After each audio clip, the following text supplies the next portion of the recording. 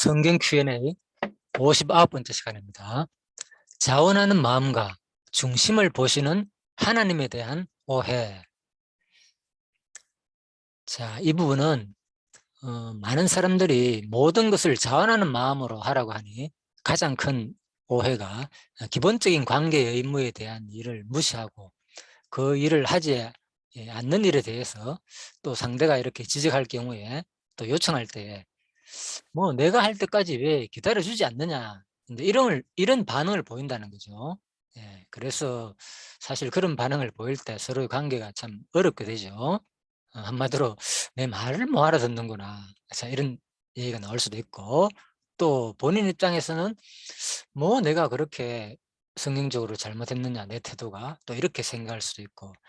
자, 그래서 상대방의 말 들어볼 때 맞는 것 같기도 하고 또 내 주장이 맞는 것 같기도 하고 사실은. 그런데 뭔가 모르게 서로가 이제 불편할 그런 경우를 말합니다.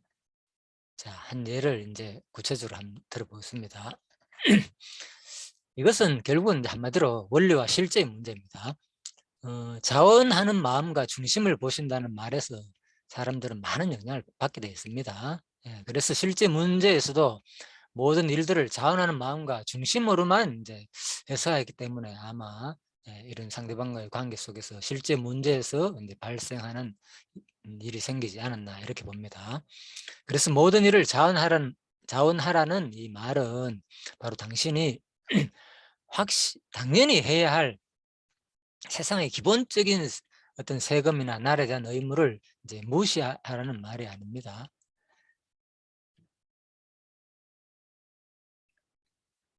이 부분 참 여러 가지 일로서 참 중요합니다. 한 예로 공부를 하기 싫은 이제 학생이 모든 것을 자원하라는 이 마음에, 이 가르침에 영향을 받다 보니까 뭐 학교도 뭐 가고 싶으면 가고 가기 싫으면 뭐 가지 않는 경우, 예를 들면은 극단적인 예죠. 더 구체적인 또 예는 공부하기 싫어서 공부를 하지 않는데 예를 들어 부모님이 이제 간섭할 경우죠. 부모님은 때가 되면 자원하는 마음이 들어 공부를 할 것인데 왜 지금 공부를 하라, 이렇게 또 생각할 수도 있단 말입니다. 자, 이럴 경우에 바로 성경과 다른 가르침을 말한다는 생각을 하게 된다는 거죠. 본인이 생각할 때는 부모님이 왜 기다려주지 못하느냐, 자, 이렇게 대하는 경우, 또 부모님도 마찬가지고. 자, 그래서 이것은 바로 성경의 가르침을 바로 자의적으로 받아들여서 바로 해석한 오해의 결과다. 두 번째, 그래서 또 중심을 본다는 말도 사실 중요합니다. 인간관계의 기본적인 자신의 임무를 하지 않아도 된다는 말이 아니라 기본적인 세상 질서를 따르되 바로 하나님 앞에서 기본적인 마음으로, 억지로가 아닌 자원하는 심정으로 하나님이 주신 믿음의 분량만큼 즐겁게 하라는 말인데, 중심을 본다 그러니까 상대방과의 기본적인 관계, 친구라든지 이런 관계에서도 뭐 예를 들면 너무나 많겠지요. 예, 생략하겠습니다, 이 부분은. 그래서 하나의 예만 성경을 들어서 말하고 마치고자 합니다. 자, 하나의 예를 본다면 가난한 가부는 헌금함에 넣는 모든 사람보다 많이 넣었도다. 그 예수님의 이 말씀은요, 실제로 돈의 분량을 말하는 것이 아니겠죠. 당연히 가난한 부부가 한 냈돈, 가장 로마 단위로서는, 화폐 단위로 가장 적은 돈을 넣은 겁니다. 동전 하나 예를 들면은. 자, 그런데 예수님의 말씀은 바로 말했죠. 실제로 이 돈의 분량을 말하는 것이 아니라 외식하는 자는 바로 중심을, 여기 나오죠. 외식하는 자는 뭘 넣지 않았느냐? 예? 바로 이 중심, 그죠? 중심을 바로 한 푼도 넣지 않았다는 거예요. 예, 그렇죠. 많은 돈은 실제 넣었지만, 그래서 가부는 하나님께 자신의 마음, 곧 하나님을 사랑하는 이 중심, 하나님 사랑하는 것이 결국 이웃을 사랑하는 거잖아요. 하나님 돈 받는 것도 아니잖아요. 그래서 하나님 사랑하는 이 중심을 다 넣었다는 말입니다. 이 말은. 그래서 실제로 그 중심을 얼마나 넣었는가를 볼 때에 실제로 가난한 가부는 헌금함에 넣는 모든 사람보다 많이 넣었다는 말이다. 예. 그래서 가난한 가부는 헌금함에 넣는 모든 사람보다 많이 넣었다는 말은, 그죠?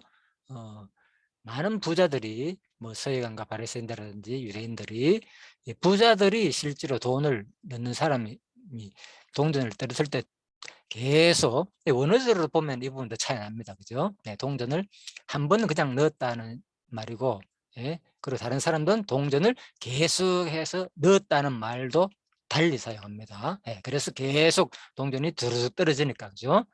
그 말을 사용합니다. 그래서 바로 가난한 가부는 헌금함에 넣는 모든 사람보다 많이 넣었다는 말은 실제로 틀리는 말이 아니라 사실 맞는 말입니다. 어떤 말로서는 바로 하나님을 사랑하는 이 중심을 많이 넣었다, 그런 말입니다. 자, 시편 51편에 보면요, 그래서 다윗이 바로 이 부분은 밧세바와 동침한 후 선지자 나단이 그에게 왔을 때의 자세입니다. 주께서는 제사를 기뻐하지 아니하시나니 그렇게 아니하면 내가 드렸을 것이라. 주는 번제를 기뻐하지 아니하시나이다. 17절, 하나님께서는 바로 하나님께서 구하시는 제사는 상한 심령이라. 하나님이여 상하고 통회하는 마음을 주께서 멸시하지 아니하시리이다. 사실 이 부분은요, 제가 왜 이 성경 Q&A를 하게 됐는가 하면요, 우리가 지금 주일날 사도행전을 하고 있습니다. 사도행전을 보면요, 5장 부분입니다. 그래서 아나니아와 이제 삽비라 부부 내용이 나옵니다. 소유를 팔아가지고 이제 얼마를 감추어가지고 그 아내도 알고 얼마만 가져다가 사도의 발 앞에 두고 이렇게 바치는 내용이 나옵니다. 그러다가 결국은 바로 성령을 속인 죄로 인해 가지고 그 자리에서 둘 다 바로 베드로에 의해 가지고 죽임을 당하는 그런 사건입니다. 자, 바로 하나님은 사실 그렇잖아요. 여기 자기 소유를 팔아가지고, 그죠? 앞부분에서 5장 전에 바로 4장 부분에 보면 어떤 내용이 나는가 하면요, 그 밭과 집 있는 자는 팔아 그 판값을 가져다가 사도 발 앞에 두었습니다. 많은 사람이 그 당시에. 그런데 또 그 중에 한 사람을 얘기합니다. 구브로에 난 레위 사람이 바로 레위 족속 중 한 사람이 누군가 하면 바나바입니다. 그래서 이 사도라, 바로 이 바나바가 결국은 예수님과 함께 나중에 사도 역할을 하게 되죠. 그러니까 베드로와 함께. 그래서 바울과 함께. 이 바나바가 바로 누굽니까? 바나바가 바로 밭을 팔아가지고 사도들 발 앞에 두었어요. 그래가지고 물론 많은 사람들께는 정확하게 이름을 거론한 사람은 바나바 예가 나옵니다. 그러다 보니까 사람들이 아나니아 삽비라 경우도 마찬가지로 바로 자기 소유를 가져다가 이제 밭을 팔아가지고 이제 감명을 받았겠죠. 처음에는 그렇게 감명을 받아가지고 분명히 아내와 합의를 했을 거 아닙니까? 그 아내도 안다는 거는, 그죠?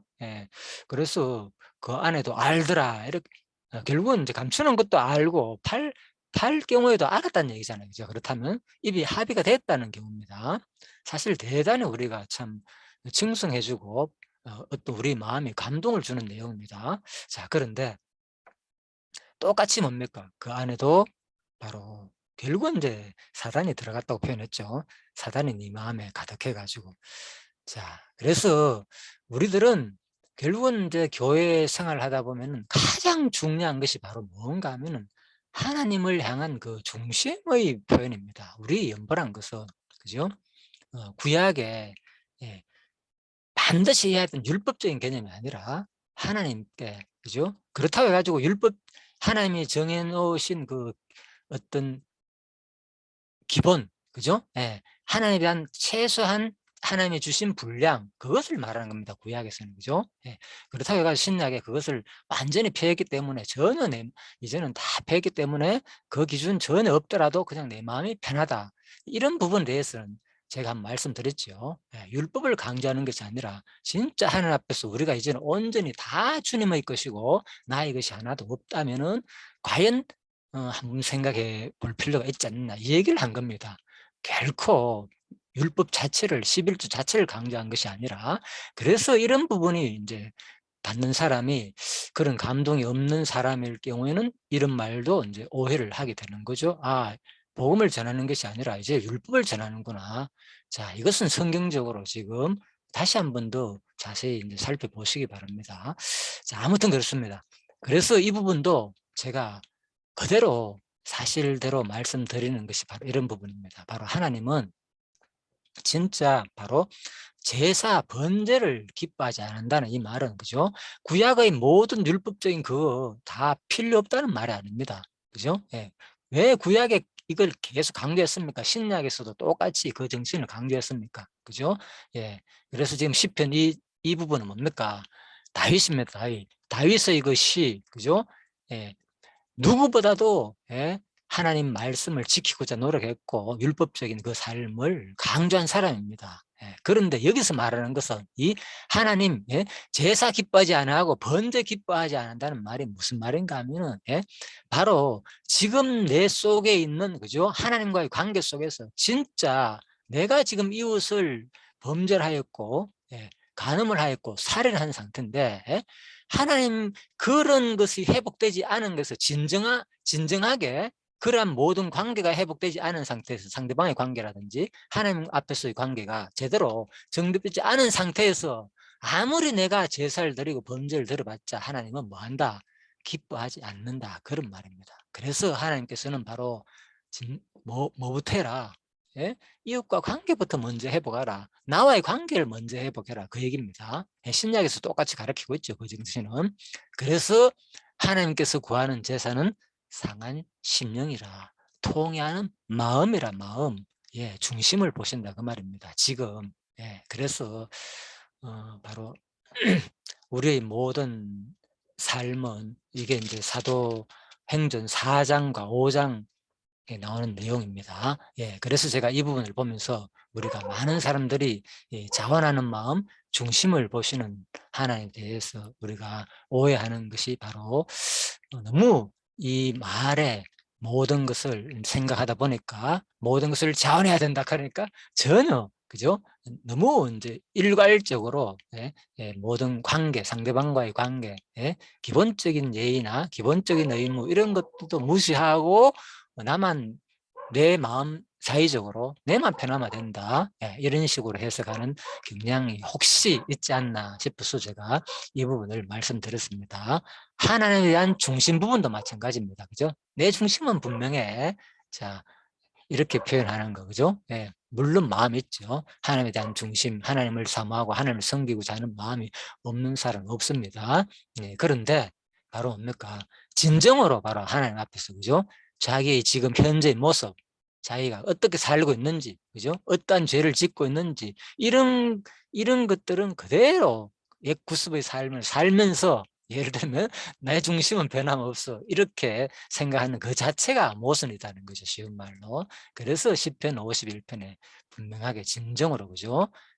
이웃의 관계, 그리고 내가 하나님의 관계, 진정 내가 하나님 앞에서 지금 끄리낌 없는지, 그죠? 이것을 다시 한번 생각하고, 진정 우리가 아무리 그런 상태, 아무리 내가 연보를 많이 하거나 아무리 내가 하나님 앞에서 예배를 드린다 하더라도 진정으로 통회하는 마음과 진정으로 자복하는 상한 심령이 없다면은 바로 우리가 다시 한 번 더 돌아볼 수 있는 그런 계기가 되었으면 하는 바람에서, 자, 제가 자원하는 마음이 중심을 보시는 하나님에 대해서 다시 한 번 더 성경 Q&A 59번째 시간을 통해서 한번 잠시 생각을 해보았습니다. 잠시 기도하고 마치겠습니다. 하나님 아버지, 저희들에게 진정으로 자원하는 마음을 주시고 또 가장 근본적으로 하나님과의 모든 관계가, 모든 것이 먼저 회복되기를 바랍니다. 또 이웃의 관계도 마찬가지입니다. 모든 것이 이웃의 관계가 내 마음속에 중심으로 사랑하는 마음, 중심으로 모든 미워하는 마음이 없을 때에 하나님께서는 분명히 우리에게 제사를 제대로 된 제사를 받는 줄 압니다. 예, 이웃의 관계와 또 하나님에 대한 자복이 없이 우리가 그것을 과연 있는지 없는지를 하나님 앞에서 다시 한번 돌이켜보는 그러한 시간을 또 가질 수 있게끔 하심을 너무나 감사드리며 내 마음이 다시 한 번 더 하나님의 관계가 회복되어서 이 땅에 사는 동안 진정으로 하나님의 그 사랑을 경험하며 깨닫는 우리 모두가 되기를 간절히 소원하며 감사드리며 예수님 이름으로 기도드립니다. 아멘. 예, 수고하셨습니다.